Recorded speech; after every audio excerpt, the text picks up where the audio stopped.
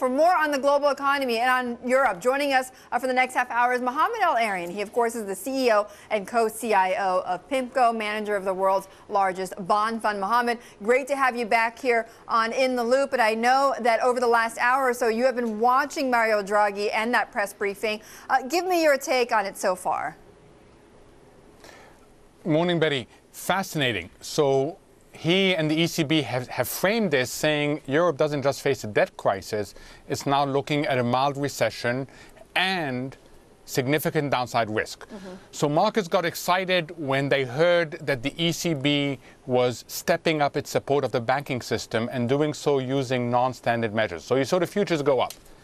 Then the markets got disappointed when the ECB did not extend its help to the struggling sovereigns. And then the markets got really disappointed when Draghi, the president of the ECB, said, hey, wait a minute, I was misinterpreted last week. When I mentioned fiscal compact, I didn't mean this to be a signal that the ECB was going to come in and come in all in. So it's fascinating to watch this volatility. Bottom line is that the ECB, like everybody else, is waiting for European governments, for other European institutions, and for the IMF to step up to the plate. Mohammed, right before the break, you were saying that, look, it basically looks as if the ECB is waiting for the IMF, waiting for the policy leaders to do something on the fiscal side before the ECB takes more action. Do you think that that's the right move by Draghi? It's hard to tell. It's the right move in terms of maintaining the institutional integrity of the ECB. It is not the right move if you believe that this crisis is getting worse and worse and you need to have the Colin Powell doctrine of overwhelming force. So there are judgments being exercised here, and I think critically we need to see what's going to come out tomorrow. The stakes have been raised hugely, Betty, and the approach has changed. It's a very subtle change, but an important change. Yeah. The original approach was let's stabilize the periphery. Now there's a recognition that you need to strengthen the core of the Eurozone. And that's why you hear President Sarkozy talk about things like we have to another foundation for the Euro. So this is big, and we will look back on this as a big moment in history. Right, the Germans and the French saying that we need to take a look at this whole EU treaty and overhaul it possibly, Mohammed. But for tomorrow, since it is so critical, what would need to happen tomorrow that might change the game, not only for the crisis, but also for what the ECB does? So if you want to change the game tomorrow, you need to come up with some important and credible decisions. The first decision is a vision of what the Eurozone is going to look like in 3 years' time. Is it going to be the same size, or is it going to be smaller and less imperfect? The second is a clear signal as to who's going to provide the bridge as the European governments implement all this, i.e. a signal that the ECB would be willing to go all in. And third, you need a mix of not just debt and deficit containment, but also growth. So we need to see these things come out tomorrow, otherwise markets will remain very nervous. Well, I was going to say, Mohammed, if we fall short of those three things, what will happen, do you think, to the markets, but also to the global economy?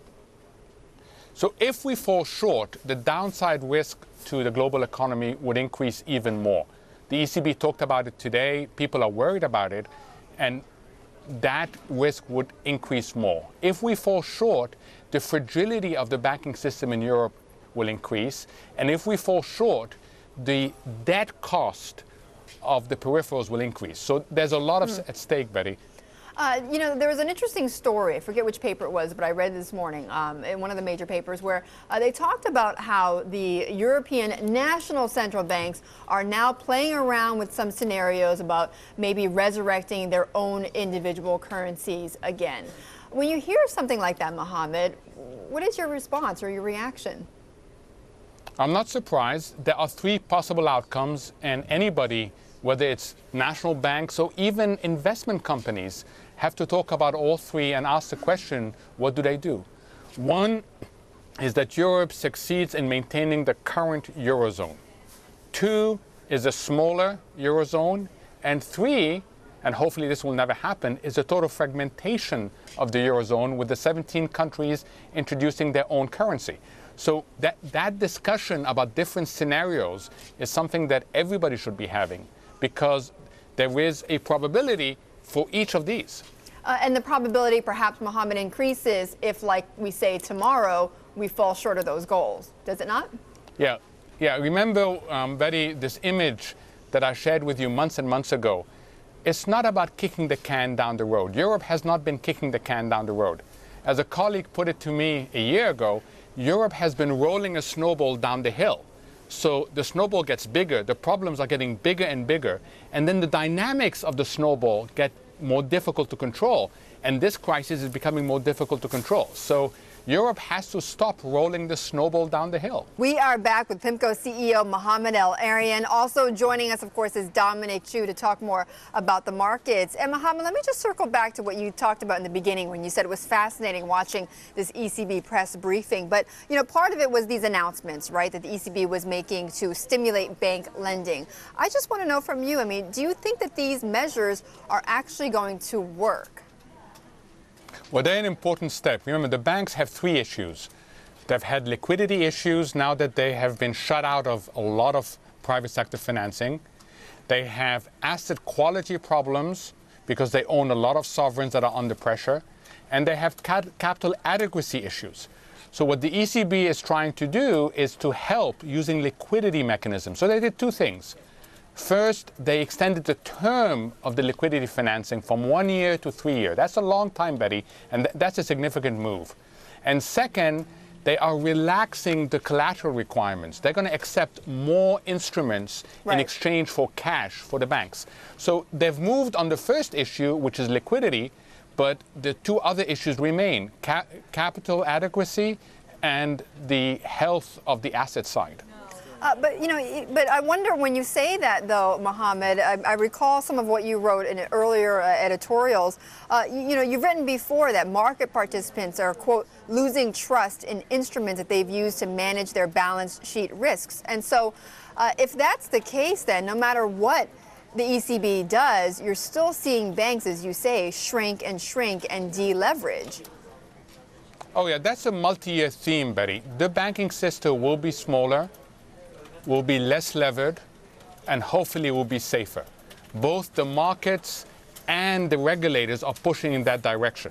So banks today are facing enormous pressure to delever. And we're seeing that now. Some are doing it in an orderly fashion.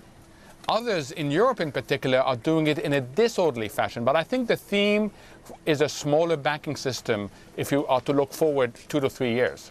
Well, Dr. El-Erian, one of the things we talk about with regard to the whole system is this idea that we have a central banking entity, the ECB on their side of the Atlantic, the Fed on our side here. They've taken two very, very different approaches. Our latest Bloomberg investor poll says investors think Chairman Bernanke of the Fed has done a better job of handling the economy or economic issues here. So the question is, who's right here? Is it the ECB or the Fed with regard to their tactics? Dom, that question is going to be debated for years. The first thing to realize is that they operate in different contexts. So the Fed has a lot more freedom and has a twin objective. It has growth in its objective. The ECB has treaties around it. It is more limited, and it only has one objective, which is inflation. So they are operating in different contexts. The second issue is that the Fed feels that the major risk to the U.S. is recession. The ECB is wired differently. The ECB's DNA is to worry much more about inflation. In fact, Europe's DNA is to worry much more about inflation. So these are different central banks operating on different fields, and all of us have to somehow reconcile all these actions. Let me put that in the context, moving out from the Fed to another person within the U.S. government, which is Treasury Secretary Tim Geithner, and what he was doing on his trip to Europe this past week. Some, have said, look, it was a better trip than last time. He made more progress, but others have said, what was the point of having the Treasury Secretary over there in Europe? Where do you stand on that? I think it was important that he goes, for a good reason and a less good reason. The good reason is I think the Europeans need to be encouraged to be bold. They need to be encouraged to take some steps and finally get ahead of the crisis. They've been chasing this crisis for the last 2 years. The less good reason is I think that there's an attempt in Washington to divert attention away from our problems to, hey, look how difficult Europe is. And I would hope that this trip was motivated first by the first issue, more by the first issue than the second issue. But Mohammed, do you think it accomplished anything? You don't know, Betty. No one knows. You know, these meetings, the really important meetings, happen behind closed doors. So we never know what was discussed. We never know whether they could have discussed also Plan B as to what happens if, God forbid, Europe cannot get ahead of its crisis. We will know in time. It's a little bit like reading all that has been written about the 2008 crisis. What did we learn? We learned that a lot of things were happening behind closed doors that we didn't know much about at that time. So it's very difficult to say with any confidence, Betty, whether it was successful or not. Mohammed, are you still defensive? Are you still risk averse right now, given what's happening? Is there anything that's going to change that? Yeah, Dom, we're in the middle of our quarterly strategy meeting where PIMCO brings in all its portfolio managers from around the world and discuss the outlook. So we're in the middle of this. But so far, the tone is be careful. This is a time of great uncertainty. Markets are changing. Policies are changing. So generally defensive and only selectively offensive. Okay, all right. Mohammed, great to see you again. Thank you for joining us this past half hour. That was Mohammed El-Erian, the CEO of PIMCO and the co-CIO.